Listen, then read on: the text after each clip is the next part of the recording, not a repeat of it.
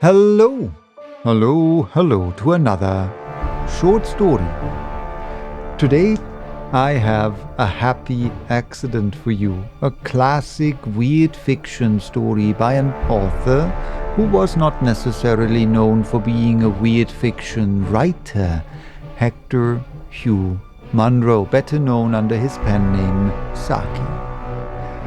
This story has been on my to-read list for an eternity, and it was only a few days ago that I realized that it is a full-on weird fiction story and therefore fits perfectly into my current series of weird fiction tales. So I'm super happy that I stumbled over this story once more.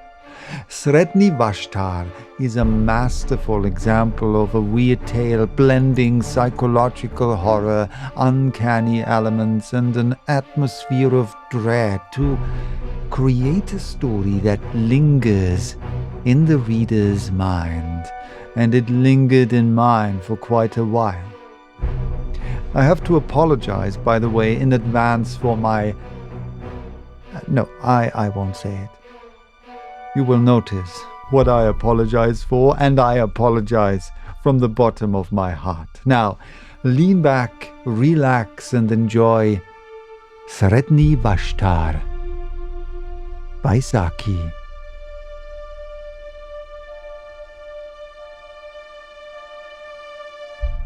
Conradin was 10 years old, and the doctor had pronounced his professional opinion that the boy would not live another 5 years. The doctor was silky and effete and counted for little, but his opinion was endorsed by Mrs. de Ropp, who counted for nearly everything. Mrs. de Ropp was Conradin's cousin and guardian, and in his eyes she represented those 3/5 of the world that are necessary and disagreeable and real. The other 2/5, in perpetual antagonism to the foregoing, were summed up in himself and his imagination. One of these days, Conradin supposed he would succumb to the mastering pressure of wearisome necessary things such as illness and coddling restrictions and drawn-out dullness. Without his imagination, which was rampant under the spurs of loneliness, he would have succumbed long ago. Mrs. de Ropp would never, in her honestest moments, have confessed to herself that she disliked Conradin, though she might have been dimly aware that thwarting him for his good was a duty which she did not find particularly irksome. Conradin hated her with a desperate sincerity which he was perfectly able to mask.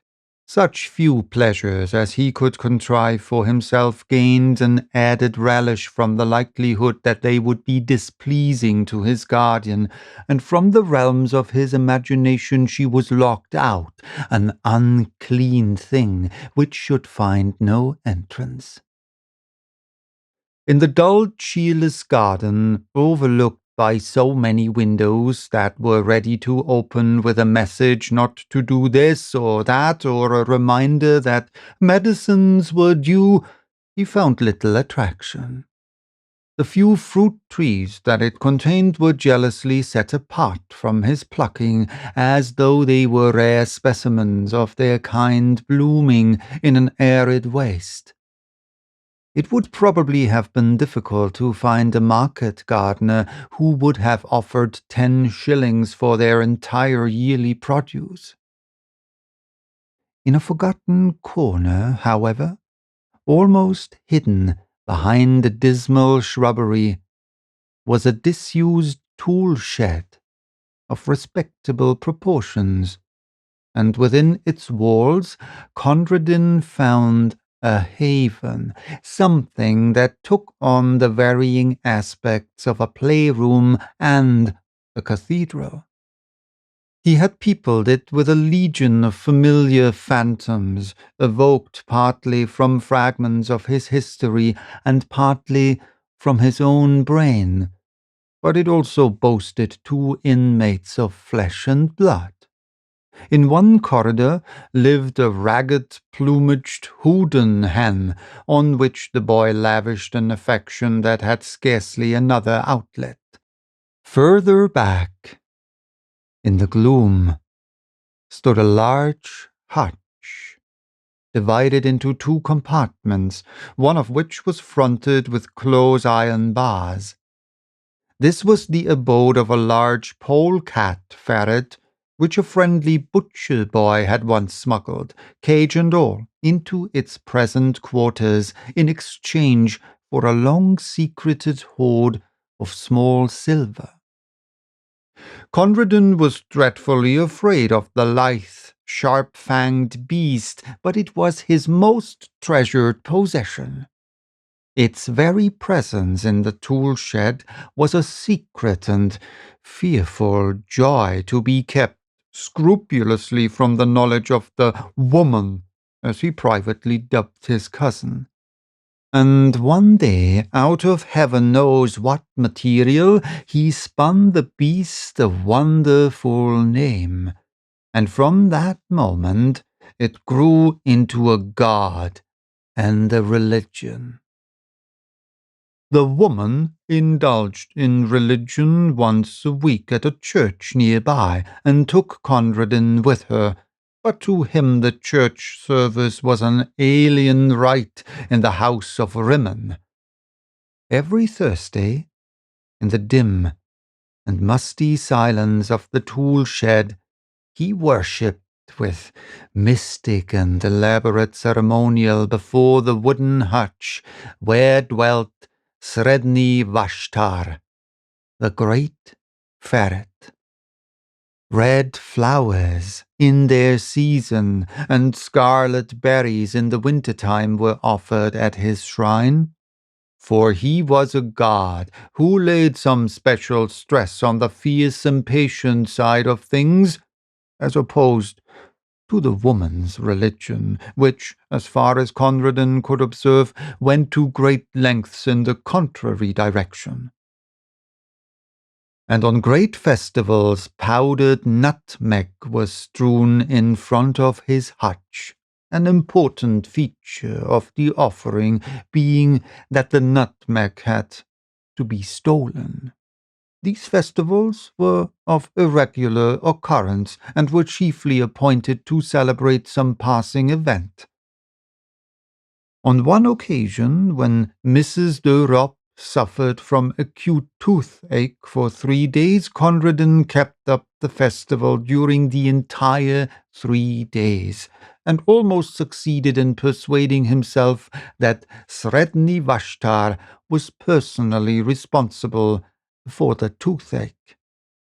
If the malady had lasted for another day, the supply of nutmeg would have given out. The Houdan hen was never drawn into the cult of Sredni Vashtar. Conradin had long ago settled that he was an Anabaptist. He did not pretend to have the remotest knowledge as to what an Anabaptist was, but he privately hoped that it was dashing and not very respectable. Mrs. de Ropp was the ground plan on which he based and detested all respectability. After a while, Conradin's absorption in the tool shed began to attract the notice of his guardian. "It is not good for him to be pottering down there in all the weathers," she promptly decided, and at breakfast one morning she announced that the Houdan hen had been sold and taken away overnight. With her short-sighted eyes, she peered at Conradin, waiting for an outbreak of rage and sorrow, which she was ready to rebuke with a flow of excellent precepts and reasoning. But Conradin said nothing. There was nothing to be said. Something perhaps in his whiter set face gave her a momentary qualm, for at tea that afternoon there was toast on the table, a delicacy which she usually banned on the ground that it was bad for him, also because the making of it gave trouble, a deadly offence in the middle-class feminine eye. "I thought you liked toast," she exclaimed with an injured air, observing that he did not touch it. "Sometimes," said Conradin. In the shed that evening there was an innovation in the worship of the Hutch god. Conradin had been wound to chant his praises. Tonight he asked a boon. "Do one thing for me, Sredni Vashtar." The thing was not specified. As Sredni Vashtar was a god, he must be supposed to know. And choking back a sob as he looked at that other empty corner, Conradin went back to the world he so hated. And every night, in the welcome darkness of his bedroom, and every evening, in the dusk of the tool shed, Conradin's bitter litany went up. "Do one thing for me, Sredni Vashtar." Mrs. de Ropp noticed that the visits to the shed did not cease, and one day she made a further journey of inspection. "What are you keeping in that locked hutch?" she asked. "I believe it's guinea pigs. I'll have them all cleared away." Conradin shut his lips tight, but the woman ransacked his bedroom till she found the carefully hidden key, and forthwith marched down to the shed to complete her discovery. It was a cold afternoon, and Conradin had been bidden to keep to the house.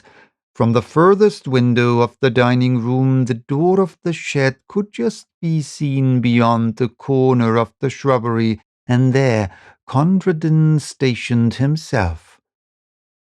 He saw the woman enter, and then he imagined her opening the door of the sacred hutch and peering down with her short-sighted eyes into the thick straw bed where his god lay hidden. Perhaps she would prod at the straw in her clumsy impatience, and Conradin fervently breathed his prayer for the last time, but he knew as he prayed that he did not believe. He knew that the woman would come out presently with that pursued smile he loathed so well on her face, and that in an hour or two the gardener would carry away his wonderful god, a god no longer, but a simple brown ferret in a hutch. And he knew that the woman would triumph always, as she triumphed now, and that he would grow ever more sickly under her pestering and domineering and superior wisdom, till one day nothing would matter much more with him, and the doctor would be proved right. And in the sting and misery of his defeat, he began to chant loudly and defiantly the hymn of his threatened idol. Sredni Vashtar went forth. His thoughts were red thoughts, and his teeth were white. His enemies called for peace, but he brought them death. Sredni Vashtar the beautiful. And then, of a sudden, he stopped his chanting and drew closer to the window pane. The door of the shed still stood ajar as it had been left, and the minutes were slipping by. They were long minutes, but they slipped by nevertheless. He watched the starlings running and flying in little parties across the lawn. He counted them over and over again, with one eye always on that swinging door. A sour-faced maid came in to lay the table for tea, and still Conradin stood and waited. and watched. Hope had crept by inches into his heart, and now a look of triumph began to blaze in his eyes that had only known the wistful patience of defeat. Under his breath, with a furtive exultation, he began once again the paean of victory and devastation. And presently, his eyes were rewarded. Out through that doorway came a long, low, yellow and brown beast with eyes a-blink at the waning daylight, and dark, wet stains round the fur of jaws and throat. Conradin dropped on his knees. The great polecat ferret made its way down to a small brook at the foot of the garden, drank for a moment, then crossed a little plank bridge and was lost to sight in the bushes. Such was the passing of Sredni Vashtar. "Tea is ready," said the sour-faced maid. "Where is the mistress?" "She went down to the shed some time ago," said Conradin. And while the maid went to summon her mistress to tea, Conradin fished a toasting fork out of the sideboard drawer and proceeded to toast himself a piece of bread.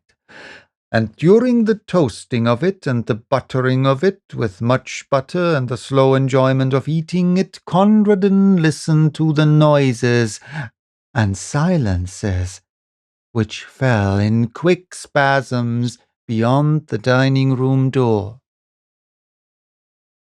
The loud foolish screaming of the maid, the answering chorus of wondering ejaculations from the kitchen region, the scuttering footsteps and hurried embassies for outside help, and then, after a lull, the scared sobbings and the shuffled tread of those who bore a heavy burden into the house. "Whoever will break it to the poor child? I couldn't for the life of me!" exclaimed a shrill voice. And while they debated the matter among themselves, Conradin made himself another piece of toast.